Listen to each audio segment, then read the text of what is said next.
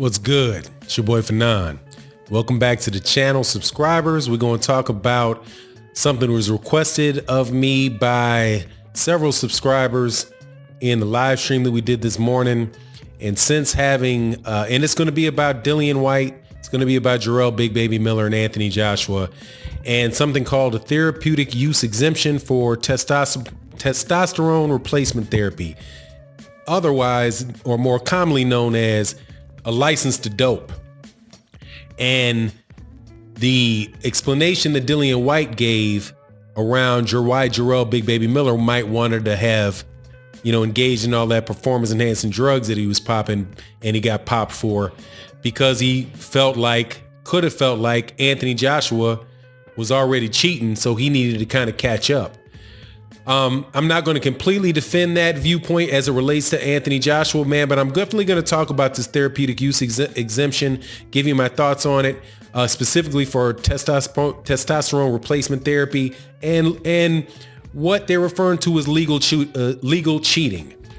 Now, before I do that, though, I want to welcome you back to the channel. Subscribers, hit the subscribe button, hit the bell icon so you can be notified of when we release more videos. And also, you'll note that this will be the first time that I'm doing a video in this, new, quote unquote studio that we have here at International Boxing.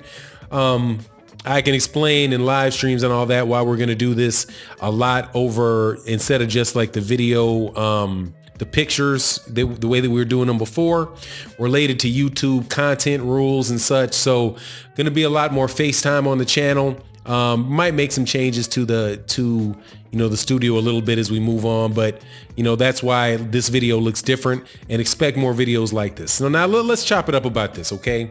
And I want to come out and say this first. I'm not blasting. I have no proof about Anthony Joshua and whether or not Anthony Joshua is on performance enhancing drugs. I don't know that, and I'm not going to say that I know that, okay? I'm going to talk about what I actually know. I'm going to talk about what was said by Jarrell Big Baby Miller, what was said by Dillian Whyte, what the situation with therapeutic use exemptions for testosterone replacement therapy, and what they did in the state of Nevada back in 2014 and the UFC when this loophole was getting abused, okay? Now, first, let me tell you what they said, okay? Dillian Whyte, if you remember, during the lead up to their fight before he popped dirty, made a mention in a press conference about Anthony Joshua having gotten exemptions to use testosterone. And he was upset about it. After that, Jarrell Big Baby Miller tested positive for a series of performance enhancing drugs. A reporter asked Dillian Whyte, and you can check it on the Mirror UK, you can also check it out on Boxing Insider, just go ahead and Google it, you can find the article. Dillian Whyte was asked why he thought that Jarrell Big Baby Miller found it necessary to do all those performance enhancing drugs. And his thought was, I'm paraphrasing here, was that he might have thought that because he knew about Anthony Joshua's TUE, therapeutic use exemption, and the fact that, this is not my fact, right? This is what Dillian Whyte's saying, that Anthony Joshua had received that Dillian Whyte felt that he needed to get his own therapeutic use exemption and go ahead and, get on stuff so that he could compete on an even playing field. That's the explanation that Dillian Whyte gave. He also talked about how it was rampant and how a light needs to be shed on the therapeutic use exemption for TRT, or testosterone replacement therapy, because you'd be very surprised, according to Dillian Whyte, how many people are on it. Now, you don't need to have to believe in Dillian Whyte or believe in the word of Jarrell Big Baby Miller to know that performance enhancing drugs in sports is something that's major. If it wasn't, there would be no need for VADA, the Voluntary Anti-Doping Association, or WADA, the World Anti-Doping Agency. I believe that's what that was acronym means, or USADA, or any of these other testing protocols.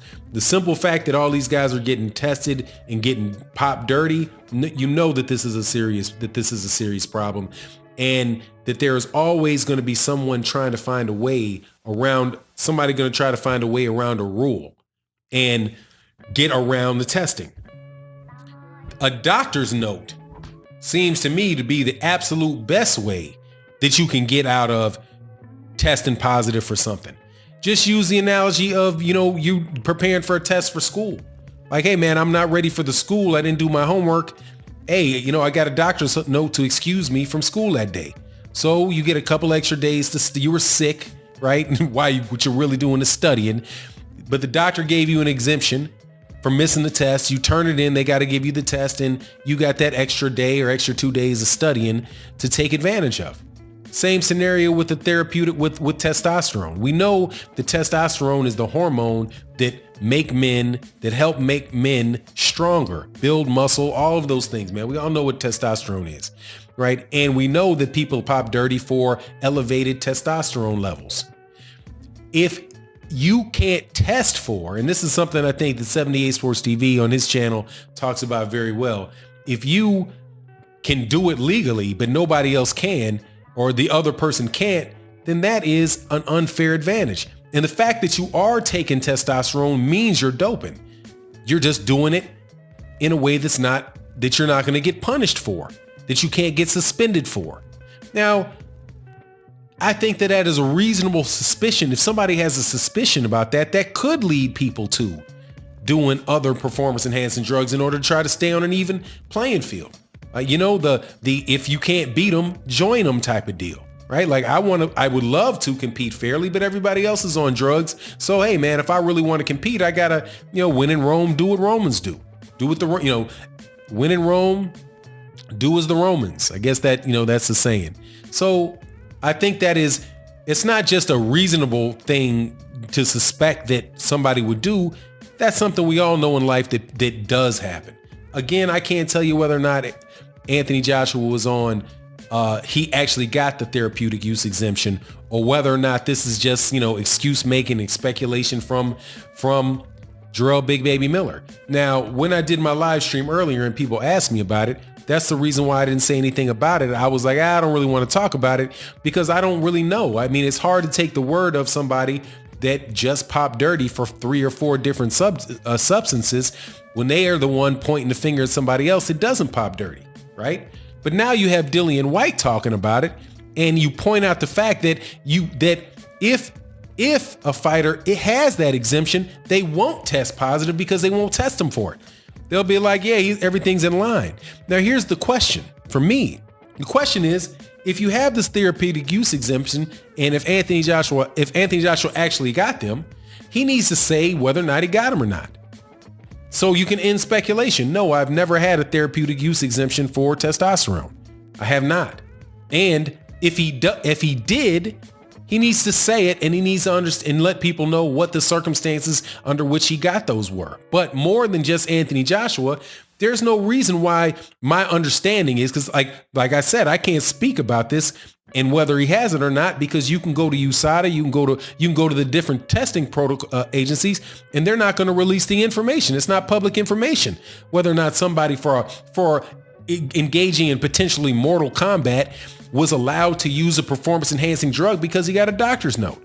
Now, back in 2014, the Nevada State Athletic Commission banned the use of the therapeutic use exemption for testosterone replacement therapy because so many UFC fighters were taking advantage of that. It's like, God dog, how many you got? Not everybody around here has got low testosterone, I mean, that's just a very, very easy system to take advantage of. And if they're doing that, then that needs to be something that's made public. If not made public to everybody, right? It needs to at least be made now. The people that are going to fight somebody that got a testosterone therapy They got the TUE, the therapeutic use exemption for testosterone replacement therapy. Whoever it is that is going to fight that guy it should be mandated that they know that information before and know whether or not they had that exemption going back, 2 years. Because as we know with performance enhancing drugs, you get the benefit of that in training and you can cycle off before the testing even starts. But god dog, on top of that, you pass the tests even though the person that tests you knows it's in your system because you got a doctor's note. That's a very, very dangerous thing. And I think that's something that really, really should be looked into.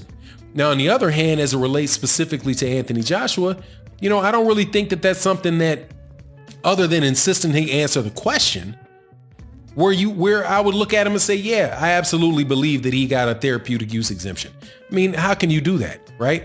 I mean, if he didn't test positive, he didn't test positive. But again, the therapeutic use exemption makes taking it legal so he wouldn't test positive. He wouldn't violate the policy. This to me seems to be very similar to the situation with Alexander Povetkin and Meldonium going into the fight with Deontay Wilder, where Alexander Povetkin tested positive for Meldonium, and the fight was off. But in the lawsuit, it was found that he didn't violate the policy, or was unclear whether he didn't, because he might have consumed it before it was an illegal product, before it was banned. But here's my thing with that. Just because it wasn't banned doesn't mean that it wasn't a performance enhancing drug. And he and the doctors that prescribed him, and more than likely the trainers, knew that he was going to get those benefits out of it. So if he absolutely positively had to take it for health reasons, maybe he should be able to take it for health reasons, but you can't box, right? If Anthony Joshua or somebody had to get, testosterone, enhancement, replacement therapy, whatever it was, hey man, maybe you really do need that for medical reasons, but sorry, it's a banned substance. You can't fight, right? So I think a couple things need to happen with that. And I'll repeat them again. If you get one of those exemptions, then the public needs to know. That needs to be public record. If it's not public record, that the person that you're fighting needs to be able to know all the specifics about it, when you were on it, what you're allowed to take, why you had to take it, and you should have to open your books to that. And then if the harsh things to me should be, hey man, you don't get the exemption. If you need it, hey, by all means, let the doctor subscribe that to you or prescribe that to you. Hey, and I hope you get well. And then, hey man, start fighting again when you don't need it, because we got to have a zero tolerance policy on boxing. And now Anthony Joshua, I think that would be very interesting if he did get a therapeutic use exemption, because if you say that somebody needs to be banned for their whole life, for the rest of their life because they violated a policy, right? But think about it. What if he had tested positive for enhanced testosterone, right? And that's a violation and you ban him for life. But the other guy got an exemption for the same thing. He doesn't test positive and it's all good. All because you got a doctor's note? That seems to me to be a little imbalanced and a very dangerous thing, in combat sports. So that's my take on it for everybody that want to know. I appreciate you asking me the question. Look, I hope you like the new makeshift studio with the lights, and we'll chop it up next time. If you haven't subscribed, please subscribe and let me know what you think in the comment section. I love to talk in the comment section to people, as long as you don't get too trollish. And with that, I'm out. Peace.